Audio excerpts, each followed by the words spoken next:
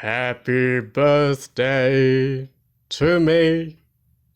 Happy birthday to me.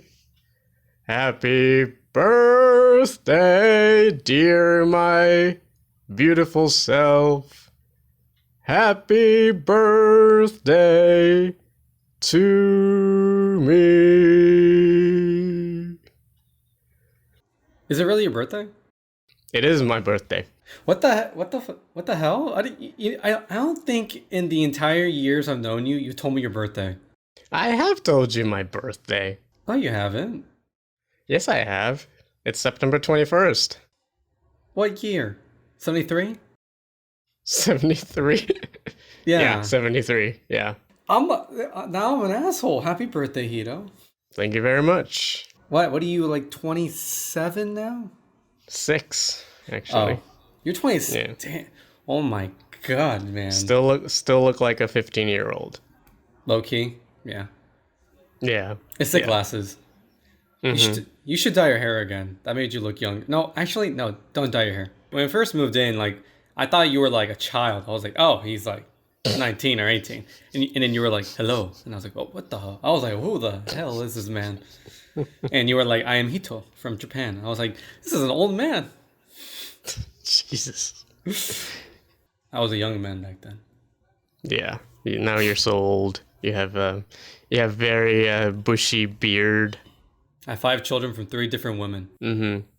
Hello and welcome to the program. This is Minority Opinions Podcast. I am the birthday boy host, Hito. I'm the other co-host, Ricardo.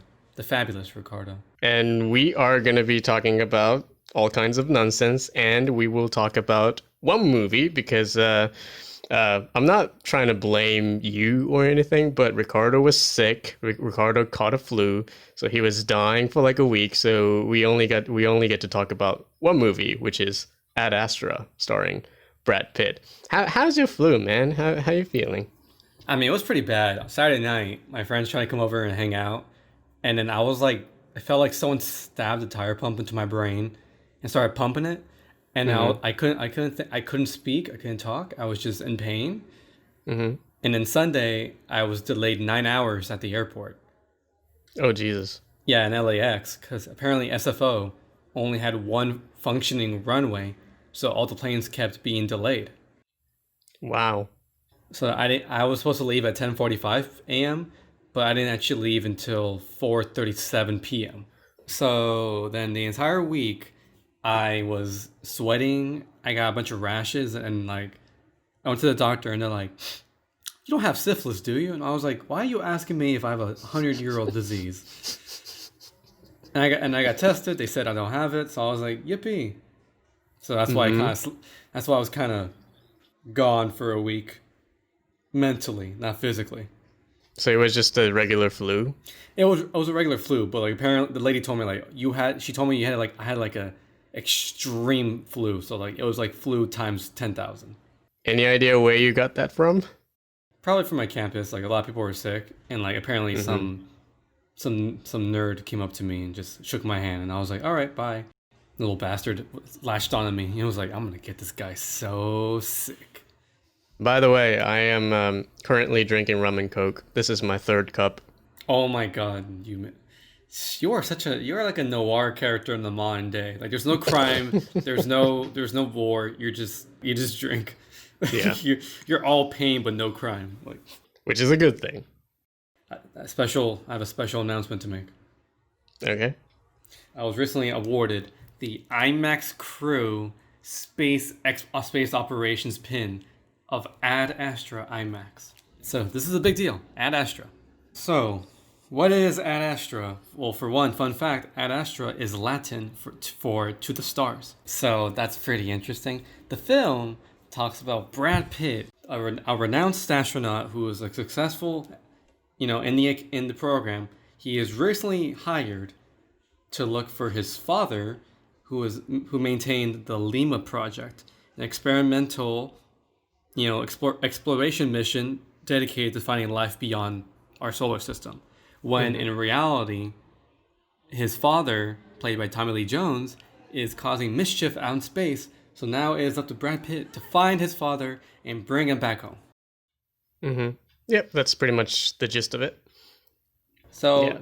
did not know that. I did not know it was going to be like a. It's not entirely out there sci-fi. I feel like this could happen like in 100 years. Yeah, it seemed realistic enough, and I heard James Gray, the writer and director, said that he wanted to make the most realistic depiction of space exploration, and it shows.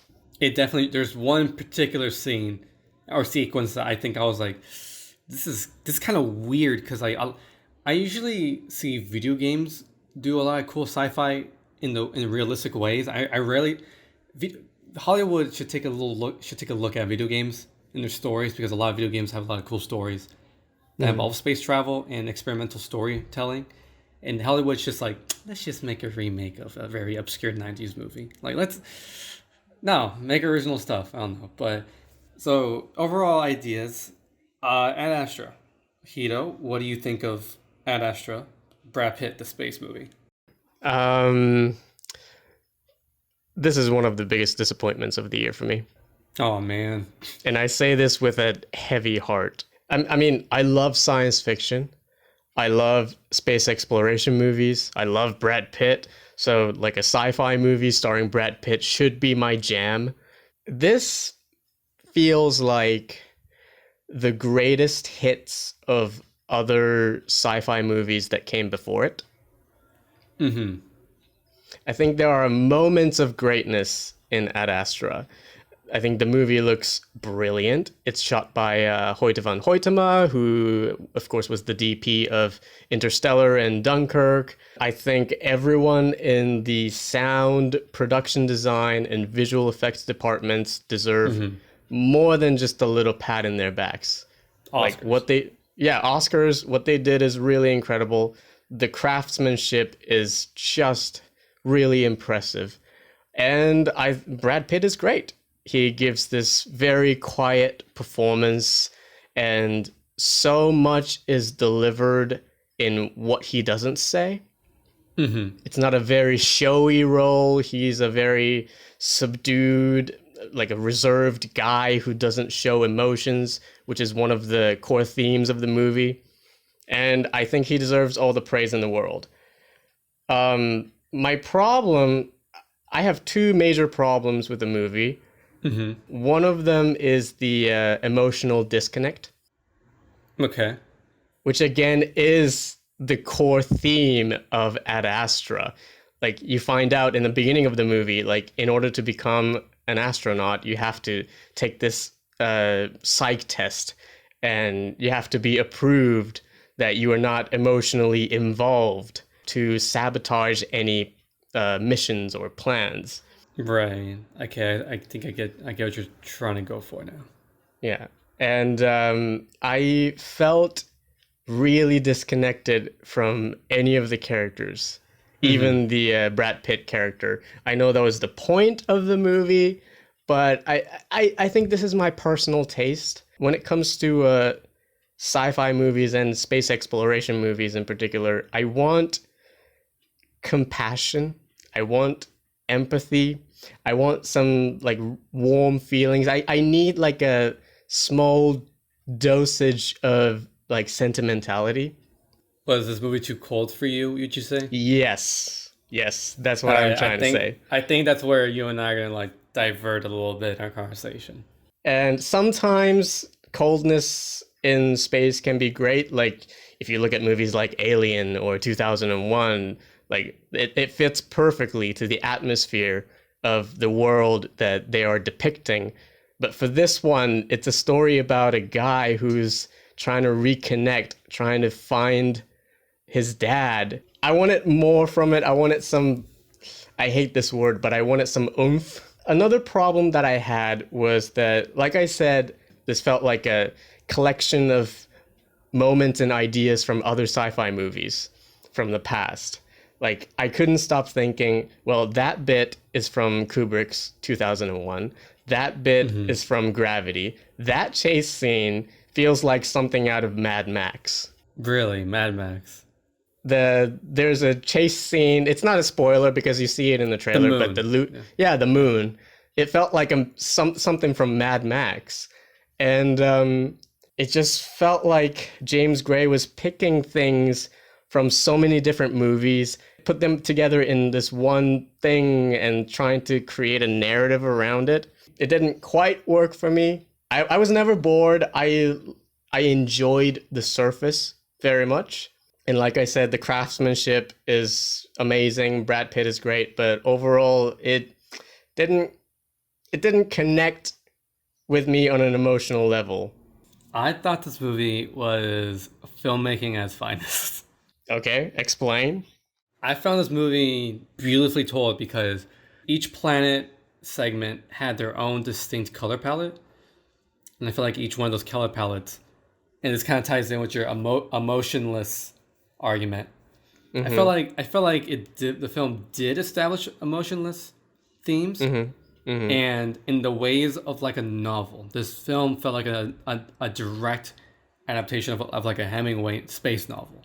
And I think we're supposed to feel cold because then that's how we're supposed to think about science and exploration. Like, because there is that worry, like, you know, Tommy Lee's character going, you know, cuckoo.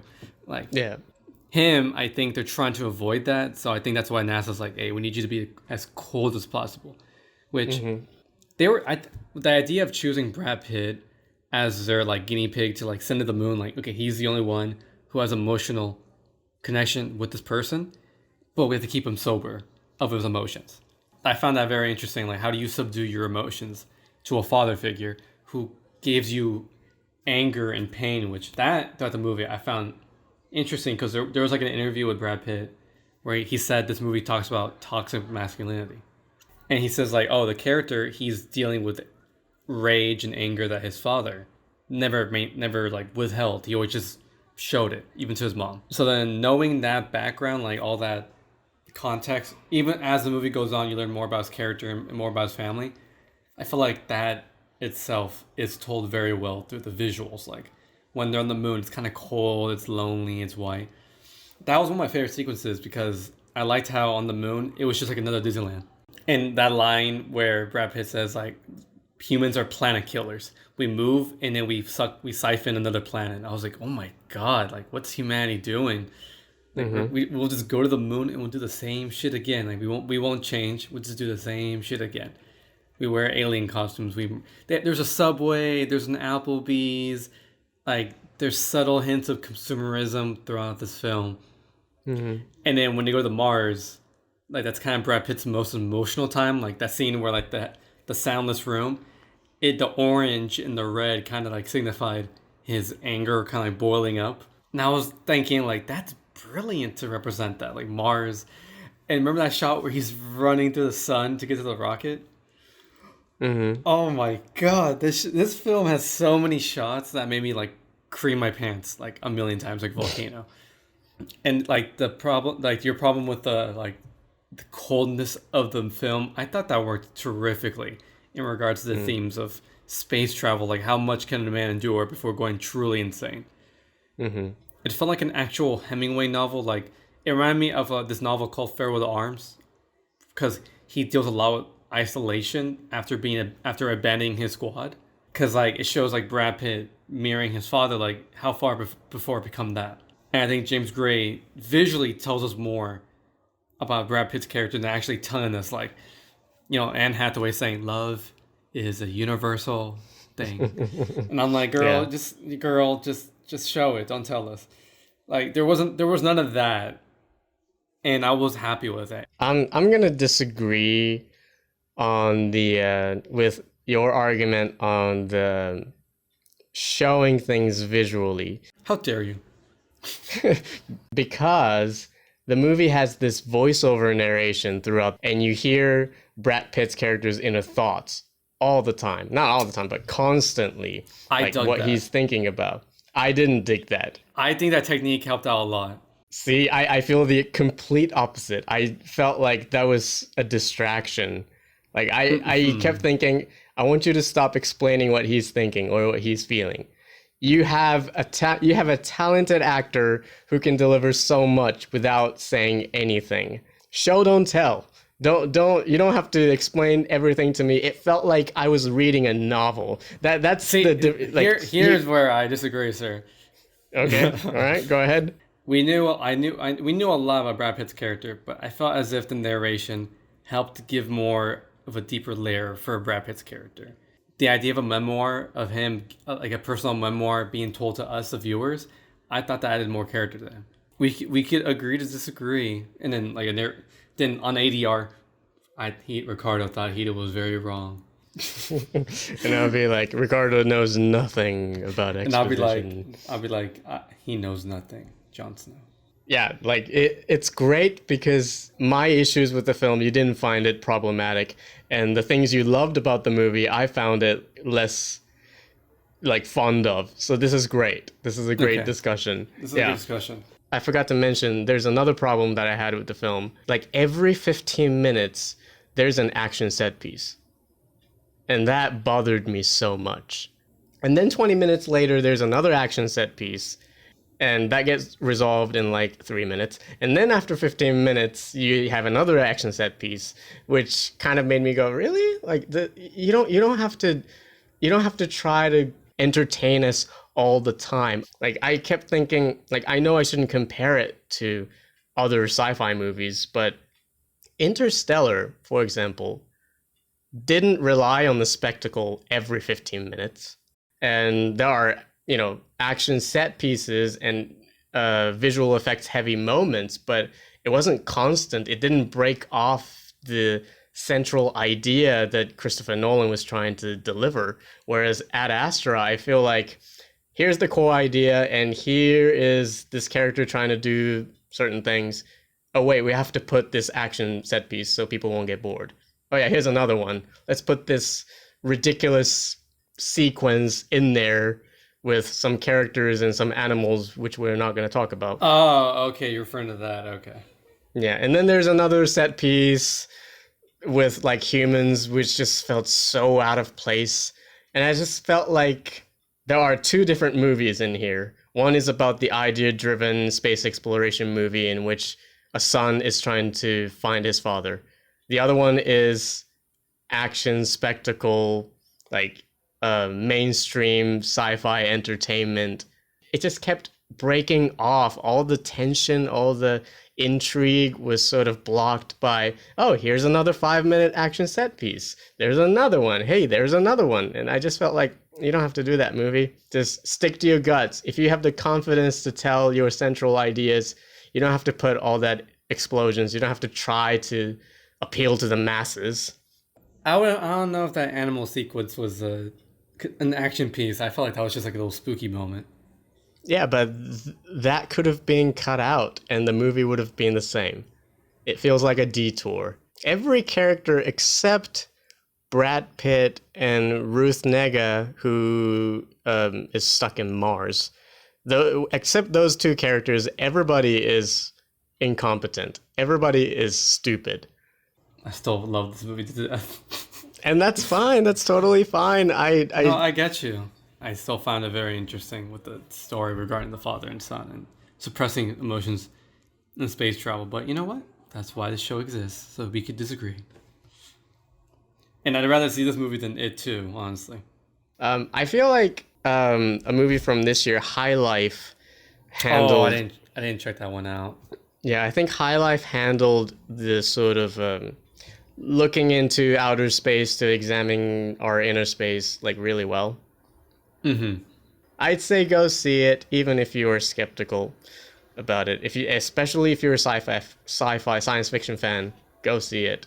All right, sick. I highly recommend. I feel like I have to stay quiet because, of course, my obvious answer is yes, go see it. It's terrific. And then you're just like, here's why Ricardo's wrong. Because this movie is like depressing, stoic. It's this man suppressing his emotions for his father while trying to maintain his mission. Like that is some deep stuff that I dig when it comes to my media. And then you over here are just like, I want a big hug. I want Paddington going to space. Like something like that. Exactly. Yeah, our movie like even though I'm the more uppity one, my media taste is so depressing. Okay, so in the intro, I said today is my birthday. I mean, technically, when we're recording right now in Japan, it's September 22nd, but in where you live, it's still the 21st. So I think I have the right to ask for a birthday gift from you. Oh, oh no. It's not gonna cost you a penny, so it's good. I'm your genie. What's your request? I want you to watch both seasons of the OA Oh, in 1 month. I could do that. 1 month? That's not too late. That's not too bad. Oh, so October 31st. Yes. Oh yeah. Oh, definitely. I could totally finish 2 seasons by then. Yeah. I want you to watch that show, and I want you to give me a review. I'll do it. Fine. I'll do it. I could do it. See, I told you, this is, it doesn't cost you a penny. That will be the challenge. The first Minority Opinions challenge. You guys heard it, and if you don't hear Ricardo tweeting about the OA every now and then, Damn it. you would know that he's not going to fulfill my request, which is a really shitty thing to do as a friend. No worry. I'll get her done. Good. So I guess we're gonna wrap things up now. Today was a good episode. Today was like a very formal and adult conversation. But Hito, thank you for being a good host again. And thank you for your thank you. I'm drunk. Not drunk, but like my mind is sort of You're a light buzz already. a light buzz, yeah. It's a good day to have a light buzz. I'll get drunk next episode. Thank you to our lovely listeners. We very much appreciate it. Subscribe and review us on Apple Podcasts, and follow us on other major podcast suppliers. Tweet us at MinorityOPod. You can send us a letter the buzz is killing me. You can send us a letter at minorityopodcast@gmail.com. I think I got it right. I'll finish the rest. Follow us on Minorities Opinions Podcast on Twitter. Follow Hito and I on Twitter as well. Mine's at Hamlet's Corpse. And then follow me on Instagram. It's Ricky_Ricardo987. Where you can